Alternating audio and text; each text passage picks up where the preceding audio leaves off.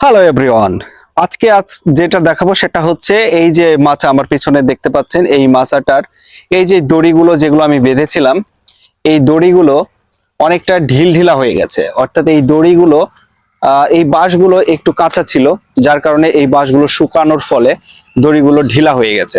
তো আজকে আমি যেটা করব সেটা হচ্ছে এই দড়িগুলোকে কিভাবে একদম টন টাইট করে ফিট করে মাচাটাকে শক্তপোক্ত বানানো যায় সেই ভিডিওটা আজকে আপনাদের দেখাচ্ছি। আসেন দেখতে থাকেন। এখানে একটা কাঁটা আটকিয়ে দিলে খুব মজবুত হবে এটা।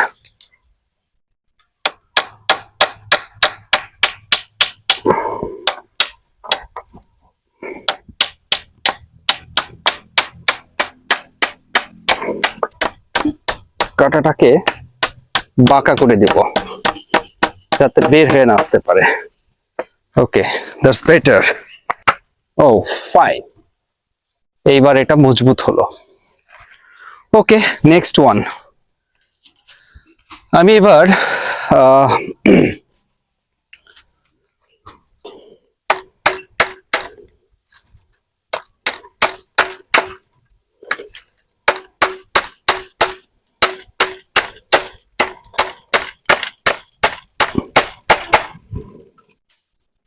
বন্ধুরা, একটা প্রশ্ন আপনাদের মনে কিন্তু আসতে পারে যে সামান্য এই মাচার এই দড়ি বাঁধা ভিডিওটা কি দেওয়া লাগবে?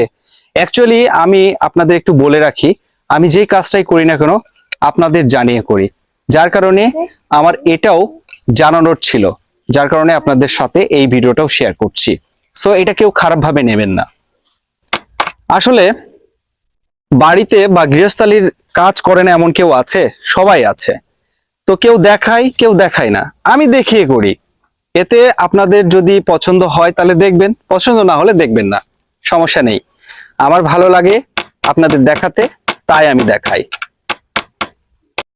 আমাদের সমাজে প্রতিটি মানুষই গৃহস্থালির এই টুকিটাকি কাজগুলো করে।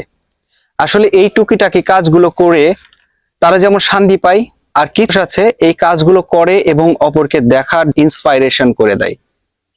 তো আমিও তাদেরই দলে। আমার এই ভিডিওটা শুধু বিনোদনের জন্য না, ইন্সপাইরেশনের জন্য। এতে অনেকে খারাপ ভাববে, অনেকে ভালো ভাববে, তাতে আমার কোনো যায় আসে না। আমি আমার কাজ করে যাব আর আপনাদের দেখিয়ে যাব। আর আমাকে যারা পছন্দ করেন না তারা এই ভিডিও থেকে দূরেই থাকুন, কারণ পছন্দের মানুষ তাই করুক, সেটাই আপনারা আনন্দের সাথে দেখেন। আর অপছন্দের মানুষ যতই ভালো কাজ করুক, আপনাদের ভালোটা চোখে পড়বে না। কেউ খারাপ ভাবে এবার নিবেন না এটা।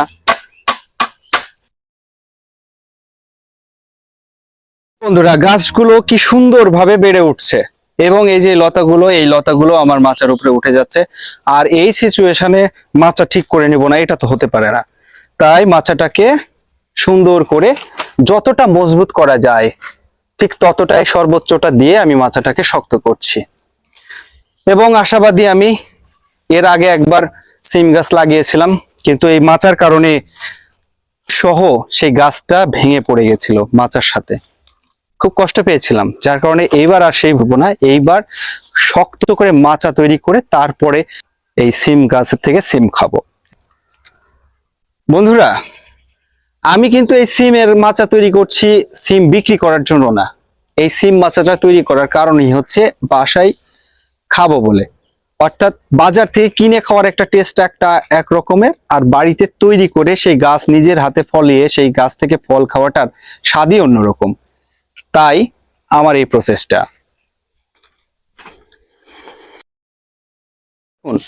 মানুষ কিন্তু কষ্ট না করলে কখনোই সফলতার মুখ দেখতে পায় না। আমি কষ্ট করে ভিডিও বানাই, সেই ভিডিও আবার এডিট করে সেই আপনাদের সামনে ভালো উপস্থাপন, তো আমার একটা লাইক প্রাপ্ত। যাই হোক, আপনাদের কাছে সেই ব্যাপারটা তুলে রাখলাম। লাইক দিবেন কি দিবেন না সেটা সম্পূর্ণ আপনারাই জানেন। ভালো লাগলে দিবেন, না লাগলে দিবেন না, জোড়াজোড়ি নাই।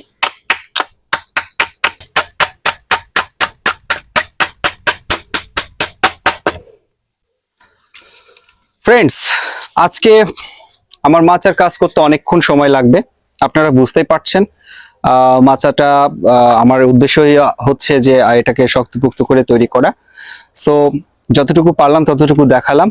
দেখা হবে নেক্সট ভিডিওতে। সে পর্যন্ত আপনারা ভালো থাকবেন, সুস্থ থাকবেন। দেখা হবে নেক্সট আরেকটি কোনো ভিডিওতে। সে পর্যন্ত আল্লাহ হাফেজ।